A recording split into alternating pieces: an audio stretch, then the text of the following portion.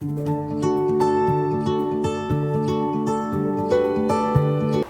Everyone, मैं हूं doctor Namika Jalandhara, chief homeopathic consultant at Root Cure homeopathy.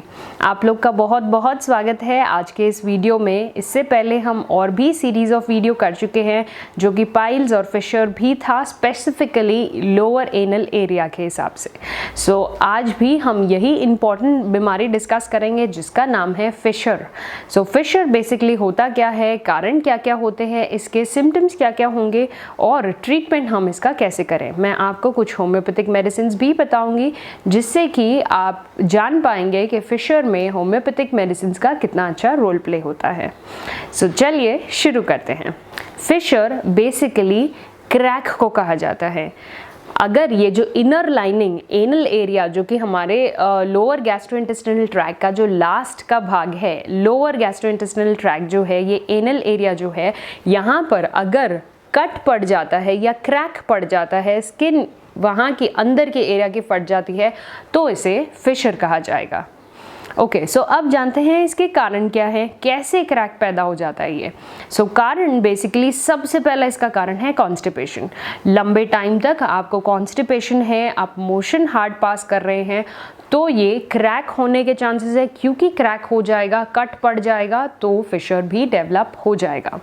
Second इसकी क्या चीज़ है, सेकेंड कारण है इसका प्रेशर लगाना मोशन पास करते टाइम। अगर आप बहुत प्रेशर लगा रहे हैं मोशन पास करते टाइम तो भी ये क्रैक पड़ सकता है और फिशर पैदा हो सकता है।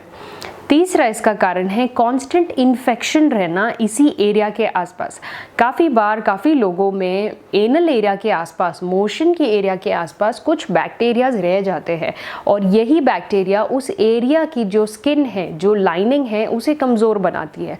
तो जब भी मोशन हार्ड होगा, आपने प्रेशर लगाया, तो ये ईजीली क्रैक हो जाएगा और फिशर डेवलप हो सकता है। तो ये तो हमने जाने कारण। अब जानते हैं सिम्टम्स। सिम्टम्स क्या क्या होंगे। सबसे पहला इसका सिम्टम होता है पेन। फिशर की खासियत ही यही है कि आपको पेन बहुत ही ज़्यादा होगा। मोशन पास करते दौरान इतना पेन होगा जो कि अनबेरेबल होता है और मोशन पास करने के बाद भी कुछ घंटों तक भी रह जाता है। सो पेन टॉप मोस्ट इसका सिम्टम होता है। तो अगर इन केस अगर आपको पेन हो रहा है मोशन पास करते टाइम, आप प्लीज़ अपनी डॉक्टर की सलाह लीजिए, कंसल्ट कीजिए डॉक्टर से कि ये जो मुझे पेन हो रहा है ये किस बीमारी की तरफ जा रहा है। कहीं ये पाइल्स है, कहीं ये फिशर है या फिस्टुला है। मेजरली तो फिशर में पेन बहुत ही कॉमन है। सेकेंड सिम्टम जो होगा वो होगा ब्लीडिंग। ये ब्लीडिंग अक्सर लेट स्टेज में जाके डेवलप होती है। जब भी ये क्रैक ज़्यादा बड़ा हो गया है, डीप हो गया है, तब ब्लीडिंग यहाँ से हो सकती है और मोशन के आसपास, मोशन के साथ में आपको फील होगा ब्लीडिंग सी महसूस हुई है। काफ़ी लोगों को कुछ म्यूकस सा या कुछ चिपचिपा सा भी फील होता है मोशन के साथ में। ये इसलिए होता है क्योंकि जब भी क्रैक हो जाता है बॉडी ऑटोमेटिकली उसे हील करने की कोशिश करती है और ये हीलिंग के दौरान कुछ डिस्चार्जेस, कुछ फ्लूइड प्रोड्यूस होते हैं जो कि मोशन के साथ भी पास होते हैं। सो ये तो हमने जाना सिम्टम। अब हमें करना क्या है। सबसे पहली चीज़ तो ये करनी है कि डायग्नोसिस इसका फाइंड आउट करें कि ये बीमारी जो है ये बीमारी क्या है। अगर आपको पता चल गया ये फिशर है, क्योंकि फिशर के कुछ क्राइटेरियाज हो जाते हैं कि ये फिशर कब हम क्लेम करते हैं। पहले तो आपको मोशन के बाहर तो कुछ भी नहीं दिख रहा, मतलब मोशन के रास्ते के बाहर आपको वहाँ कुछ नहीं दिख रहा। मोशन के बाहर भी आपको ऐसा नहीं लग रहा कि कुछ बाहर की तरफ आ रहा है, सिर्फ पेन ही कांस्टेंट हो रहा है, जलन सी महसूस हो रही है अंदर के रास्ते में, बहुत डिस्कम्फर्ट महसूस होता है बैठने में, चलने में, डेली एक्टिविटी करने में, तो ये फिशर के क्राइटेरिया हो गए कि यस दिस इज़ फिशर। अब हमें करना क्या है। करना आपको ये है, सबसे पहली चीज़ कॉन्स्टिपेशन बिल्कुल भी नहीं होने देना है।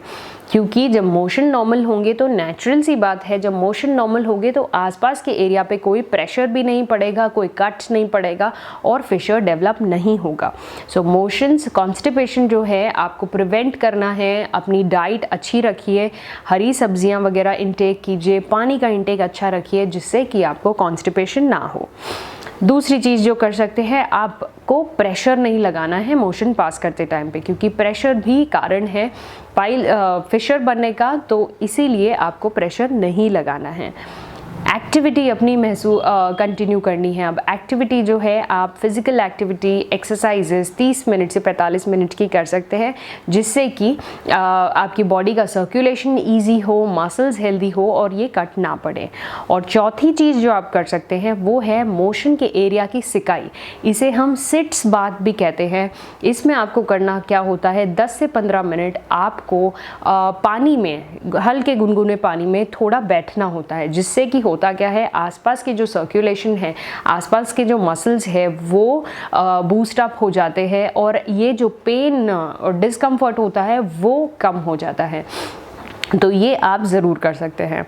अब ट्रीटमेंट की बात करते हैं। तो ट्रीटमेंट में होम्योपैथिक मेडिसिन बहुत ही अच्छा रोल प्ले करती है फिशर की बीमारी में, स्पेसिफिकली बिकॉज ये जो बीमारी है इसमें कट पड़ता है और क्योंकि मोशन हमारा बार बार आता है तो ये हील नहीं हो पाता।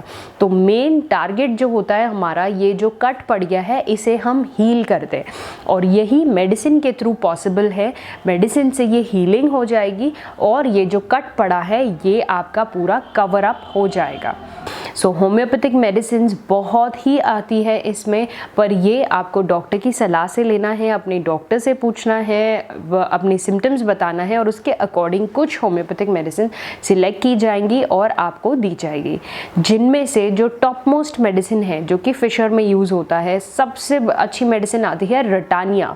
ये रिटानिया करके एक जो मेडिसिन होती है, ये आपको सिम्टम्स ऐसे होते हैं पेशेंट में कि बहुत ही पेन हो रहा है, ऐसा पेन जैसे कि नाइफ से कट लग गया है अंदर की तरफ, ऐसा अगर पेन हो रहा है तो रिटानिया आपके लिए बहुत ही अच्छा प्रूव करके लाएगी, बहुत ही अच्छा क्योर क्रिएट करेगी।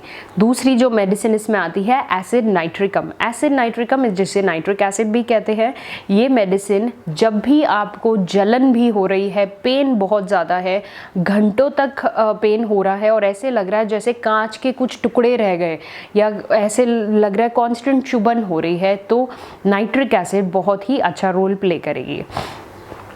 तीसरी जो इसमें मेडिसिन आती है वो है एस्क्यूलस।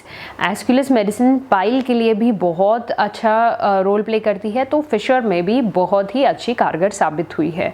इसमें भी यही होता है, पेन बहुत ज़्यादा है, ऐसा लगता है जैसे बहुत सारे स्टिक्स आपके मोशन के एरिया में रह गए हैं या कांटे से चुभ रहे हैं कॉन्स्टेंटली, तो ये मेडिसिन आपके लिए बहुत ही कारगर साबित होगी।